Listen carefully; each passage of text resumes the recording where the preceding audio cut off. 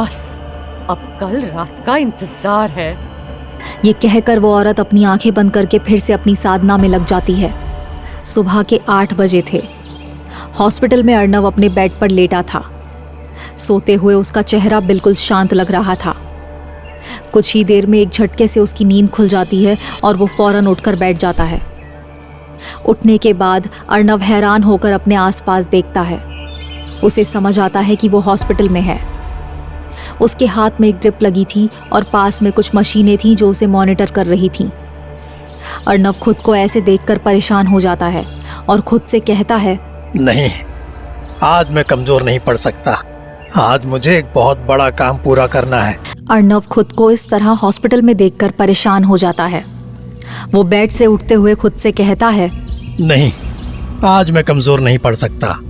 आज मुझे एक बहुत बड़ा काम पूरा करना है। अर्णव उठकर बेड से नीचे उतरने लगता है। इतने में गोपाल उस रूम में आता है और अर्णव को बेड से उठते देखकर भागते हुए उसके पास जाता है। सर, आप ये क्या कर रहे हैं? अभी आपकी तबीयत ठीक नहीं है, आपको आराम की जरूरत है। अर्णव बिना उसकी कोई बात सुने बेड से नीचे उतर जाता है। गोपाल, ये आराम करने का टाइम नहीं है।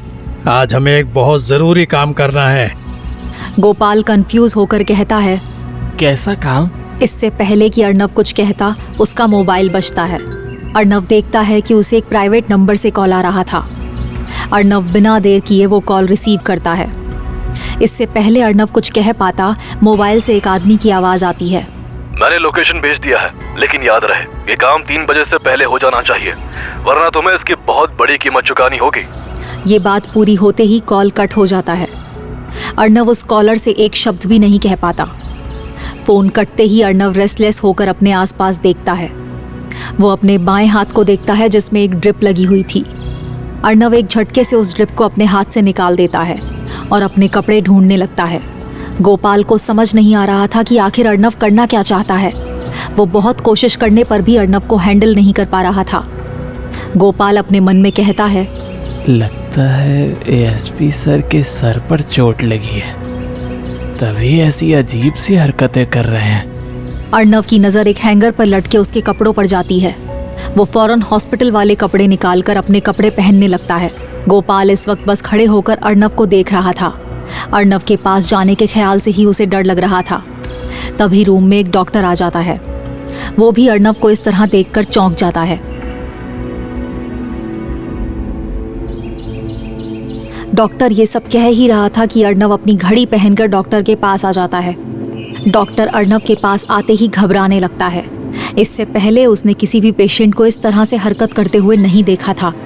अर्णव डॉक्टर के कंधे पर हाथ रखकर कहता है, डॉक्टर, मुझे आपसे बस 6 घंटे की छुट्टी चाहिए, फिर मैं यहाँ वापस आकर एडमिट हो जाऊंगा, ओके?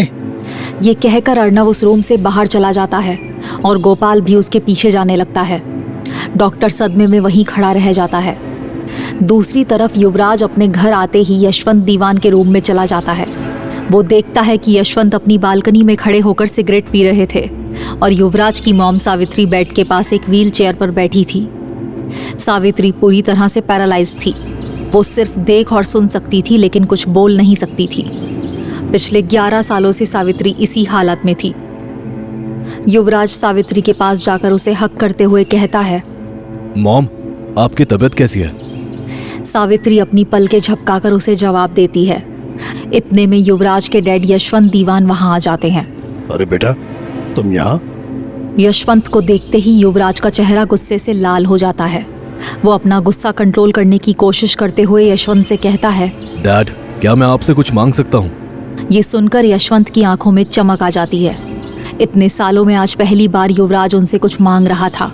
हाँ बेटा, बोलो तुम्हें क्या चाहिए, मैं अभी तुम्हें दिलवा देता हूँ।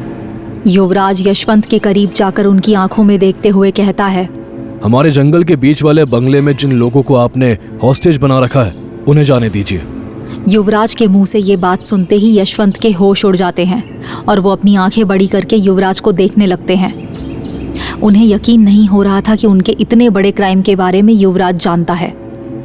अपने डैड को शॉक में देखकर युवराज कहता है, क्या हुआ? मुझे नहीं पता चलना चाहिए था ना? यशवंत अपनी नजरें झुकाकर इधर उधर देखते हुए कहते हैं, तुम ये क्या कह रहे हो? मुझे कुछ समझ नहीं आ रहा है। ठीक है फिर, जब आपको कुछ पता ही नहीं है तो मैं ही उन हॉस्टेजेस को आजाद कर देता हूँ। ये कहकर युवराज रूम से बाहर जाने लगता है। युवराज के ऐसा कहते ही यशवंत के चेहरे का रंग उड़ जाता है। वो भागते हुए युवराज के सामने जाकर खड़े हो जाते हैं और घबराते हुए कहते हैं, नहीं युवराज, ऐसा मत करो, वरना वो हम सबको मार डालेगी। यशवंत के चेहरे पर इस वक्त उस साए का खौफ साफ दिखाई दे रहा था। डैड, आप कुछ भी कर लीजिए, वो हम सबको एक दिन मार ही देगी। इसीलिए आपसे कह रहा हूँ कि मॉम को लेकर शिमला से बाहर चले जाइए। कम से कम आप दोनों उससे सेफ तो रहेंगे। यशवंत की आंखें नम हो जाती हैं और वो रुंधे गले से कहते हैं, और तुम? युवराज सख्ती के साथ कहता है, मेरा अंत पहले से तय है और इसकी वजह आप ही है। यशवंत युवराज की बात सुनकर खामोश हो जाते हैं। युवराज आगे कहता है, इसलिए कह रहा हूँ मॉम को लेकर हमेशा के लिए यहाँ से चले जाइए। यशवंत अपने चेहरे के एक्सप्रेशन बदलते हुए कड़क आवाज में कहते हैं, युवराज, एक बात अच्छे से समझ लो, ना तो मैं शिमला छोड़कर कहीं जाऊंगा और ना ही उन हॉस्टेजेस को कहीं जाने दूंगा। क्या यह आपका आखिरी फैसला है? यशवंत एक गहरी सांस लेकर बड़ी सख्ती के साथ कहते हैं। हाँ। युवराज की मॉम सावित्री ये सारी बातें सुन रही थीं। वो बहुत कुछ कहना चाहती थी लेकिन कुछ कह नहीं पाती। वो बस किसी मूर्ति की तरह व्हील चेयर पर बैठी थी और उनकी आंखों से आंसू बह रहे थे। यशवंत का जवाब सुनकर युवराज गुस्से में उस कमरे से बाहर जाने लगता है। कमरे से बाहर जाते वक्त युवराज उसके दरवाजे को इतनी जोर से बंद करता है कि वो दरवाजा टूट जाता है। युवराज के वहां से जाते ही यशवंत की आंखों से आंसू बहने लगते हैं। रोते हुए वो घुटने के बल फर्श पर ही बैठ जाते हैं। यशवंत रोते हुए कहते हैं, बेटा, मैं तुम्हें कैसे बताऊं? जो सच तुम जानते हो वो आधा सच है। तुम्हें नहीं पता कि तुम्हारे साथ क्या हो रहा है। कुछ देर बाद युवराज की कार सेंट थॉमस कॉलेज आ जाती है। कॉलेज में इस वक्त बहुत भीड़ थी। आज वहाँ एग्ज़ाम था और स्टूडेंट्स अपना एग्ज़ाम देकर कॉलेज से जा रहे थे। युवराज अपनी कार पार्क करके बाहर निकलता है। इस भीड़ में उसकी नज़रें सुहानी को ढूंढ रही थीं। इतनी टेंशन में भी युवराज को इस बात की चिंता थी कि सुहानी का एग्ज़ाम कैसा गया होगा। उसने सुहानी को इसके लिए परेशान देखा था। उसे फिक्र थी कि अगर सुहानी का एग्ज़ाम अच्छा नहीं गया तो वो फिर से अपनी स्कॉलरशिप के लिए परेशान ना हो जाए। युवराज देखता है कि सुहानी कॉलेज की बिल्डिंग से बाहर निकल रही थी। उसके चेहरे पर एक प्यारी सी स्माइल थी। उसकी स्माइल देखकर ही युवराज समझ जाता है कि उसका एग्ज़ाम अच्छा गया है। अगर ऐसा ना भी होता तो सुहानी की स्कॉलरशिप कहीं नहीं जाने वाली थी। ये कॉलेज युवराज का जो था, उसके होते हुए कोई भी सुहानी को कॉलेज से बाहर नहीं निकाल सकता था। बिल्डिंग से निकलकर सुहानी की नज़र कार के पास खड़े युवराज पर जाती है। युवराज ने फॉर्मल ब्लैक शर्ट और ब्लू पैंट पहना हुआ था। उसने अपने स्लीव्स ऊपर चढ़ा रखे थे और कार से टिककर अपने मोबाइल पर कुछ कर रहा था। युवराज बहुत डैशिंग लग रहा था। कॉलेज की सारी लड़कियां बस उसे ही देख रही थीं, लेकिन किसी की भी उसके पास जाकर बात करने की हिम्मत नहीं हो रही थी।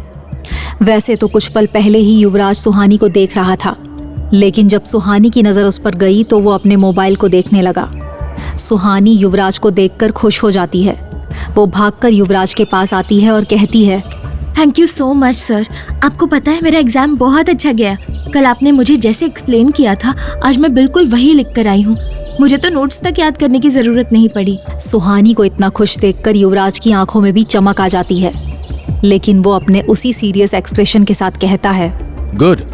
सुहानी चेहरे पर एक बड़ी सी स्माइल लिए कहती है, अब मुझे लगता है कि मेरी स्कॉलरशिप मेरे पास ही रहेगी। अगर ऐसा हुआ तो मैं आपको एक अच्छी सी ट्रीट दूंगी। युवराज सुहानी को घूर कर कहता है, अच्छा। सुहानी को उसी वक्त एहसास हो जाता है कि उसने क्या कहा है। वो थोड़ी घबरा जाती है और अपनी बात को संभालते हुए कहती है, मेरा मतलब मैं तुम्हें ट्रीट देने की जरूरत नहीं है। अगर तुम कुछ करना ही चाहती हो तो मुझसे एक प्रॉमिस कर सकती हो। सुहानी युवराज की बात ठीक से समझ नहीं पाती। वो कंफ्यूज होकर कहती है, आप मुझसे क्या प्रॉमिस चाहते हैं? यही कि तुम जानबूझकर अपनी जान खतरे में नहीं डालोगी। मैं पागल नहीं हूँ। मैं भला जानबूझकर खुद को खतरे में क्यों डालूंगी? युवराज अपनी आईब्रोज उठाकर सुहानी को देखता है। युवराज के एक्सप्रेशंस देखकर सुहानी को अपने किए कारनामे एक एक करके याद आने लगते हैं। वो शर्मिंदा होकर अपनी नजरें इधर उधर घुमाने लगती है, लेकिन युवराज सुहानी को ही देखता रहता है। कुछ देर बाद सुहानी कहती है, हाँ ठीक है, एक दो बार मैंने ऐसा किया है, लेकिन युवराज उसकी बात बीच में ही काटते हुए कहता है, एक दो बार? सुहानी अपनी नजरें झुकाए हुए कहती है, हाँ मतलब कई बार, लेकिन तब वो जरूरी था। युवराज सुहानी से कुछ कहने ही वाला था, तभी वहां पुलिस सायरन की आवाज गूंजने लगती है। उस आवाज को सुनकर युवराज खामोश हो जाता है और उसका चेहरा फिर से कठोर हो जाता है। वहां खड़े सभी स्टूडेंट्स कॉलेज के गेट की तरफ देखने लगते हैं। युवराज और सुहानी की नज़र भी वहीं थी। कॉलेज गेट के सामने से 12 से 15 गाड़ियों का एक काफिला गुजर जाता है। सामने वाली कार में अर्णव बैठा था और गोपाल उस कार को ड्राइव कर रहा था। वहां से गुजरते हुए अर्णव की नज़र कॉलेज के अंदर जाती है। इत्तेफाक से अर्णव युवराज को देख लेता है। युवराज को देखते ही अर्णव के चेहरे पर स्माइल आ जाती है। वो अपने मन में कहता है, शिमला का सबसे पावरफुल आदमी जिसे आज तक कोई नहीं हरा पाया, वो आज हारेगा, वो भी मुझसे। वैसे तो अर्णव एक बहुत ही मेहनती और ईमानदार पुलिस ऑफिसर था, जो फालतू के झगड़ों में पड़कर अपना टाइम वेस्ट नहीं करता था। लेकिन उसके सामने लोगों ने युवराज की इतनी ज्यादा तारीफ कर दी थी कि ये बात अर्णव के ईगो पर लग गई थी। अर्णव किसी भी तरह से बस एक बार युवराज को हराना चाहता था। अर्णव युवराज के बारे में ही सोच रहा था, तभी उसका मोबाइल बजता है। फिर से उसके पास उसी प्राइवेट नंबर से कॉल आया था। अर्णव कॉल उठाकर कहता है, हेलो। सामने से एक आदमी की आवाज आती है, याद है ना, 3 बजे से पहले वापस आना है, वरना कई लोगों की जान जा सकती है। हाँ मुझे पता है, मैं वहाँ के लिए निकल चुका हूँ। आई होप तुमने मुझे सही इन्फॉर्मेशन दी है। तुम उसकी चिंता मत करो, बस अपना वादा याद रखना। अर्णव जवाब देता है, मुझे अपना वादा याद है। ये कहते ही अर्णव के दिमाग में एक सवाल आता है, लेकिन तुम क्यों मिस्टर यशवंत को जेल? अर्णव इतना ही कह पाया था कि कॉल कट हो जाता है। अर्णव ये सब इग्नोर करके मोबाइल रख देता है। कार ड्राइव कर रहा गोपाल अर्णव की सारी बातें सुन रहा था, लेकिन वो कुछ नहीं कहता। अब उसे भी इस बात का एहसास हो गया था कि अर्णव युवराज को हराने के लिए कुछ भी कर सकता है। गाड़ियों का वो काफिला तेजी से बढ़ते हुए शहर से बाहर जंगल की तरफ बढ़ जाता है। थोड़ी देर में पक्की सड़क खत्म हो जाती है और पथरीला रास्ता शुरू हो जाता है। अब पुलिस का वो काफिला पहाड़ और घने जंगल के बीच से होकर गुजर रहा था। बड़ी मुश्किल से गाड़ियां उस रास्ते को पार करती हैं और अर्णव बाकी पुलिस वालों के साथ उस बंगले के नज़दीक पहुंच जाता है। अर्णव बंगले से कुछ दूरी पर गाड़ी को रोकता है। इस घने जंगल और ऊंची पहाड़ियों के बीच इतना शानदार बंगला देखकर वो हैरान रह जाता है। अर्णव अपने कान पर वायरलेस डिवाइस लगाता है, जिससे कि वो बाकी के पुलिस ऑफिसर्स के साथ बात कर सके। अर्णव अपने हाथ में पिस्टल लेकर अपनी पोजीशन में आ जाता है और अपनी टीम के साथ धीरे धीरे बंगले की तरफ बढ़ने लगता है। अर्णव को उम्मीद थी कि वहाँ पर बहुत सारी सिक्योरिटी होगी, लेकिन उसकी उम्मीदों से अलग यहाँ एक सिक्योरिटी गार्ड तक नहीं था। ये देखकर अर्णव हैरान रह जाता है। धीरे धीरे आगे बढ़ते हुए वो बंगले के पास रखे एक कंटेनर के पास पहुंचता है। कंटेनर को देखते ही उसे इस बात का अंदाजा लग जाता है कि वो बिल्कुल सही जगह पर आया है। शायद उन हॉस्टेजेस को इसी कंटेनर में रखा गया है। अर्णव धीरे धीरे उस कंटेनर के दरवाजे के पास जाता है। उस कंटेनर का दरवाज़ा बंद था। उस कंटेनर पर एक लॉक लगा था और उस लॉक पर एक काला कपड़ा बंधा था। अर्णव बिना देर किए उस ताले से वो कपड़ा हटा देता है। अगले ही पल अपनी पिस्टल से उस ताले को शूट करके ताला तोड़ देता है। जैसे ही ताला टूटता है, अचानक से आसपास का मौसम बदलने लगता है। एकाएक तेज आंधी चलने लगती है और आसमान में काले बादल छा जाते हैं। दिन के 12 बजे थे, लेकिन अब ऐसा लग रहा था जैसे रात होने वाली हो। अर्णव और बाकी के पुलिस ऑफिसर्स ये सब देखकर दंग रह जाते हैं। आगे की कहानी जानने के लिए देखें अगला एपिसोड सिर्फ पॉकेट एफएम के YouTube चैनल पर, और साया अ कर्स्ड लव स्टोरी के सारे एपिसोड्स को सुनने के लिए डिस्क्रिप्शन में दी लिंक से डाउनलोड करें पॉकेट एफएम ऐप।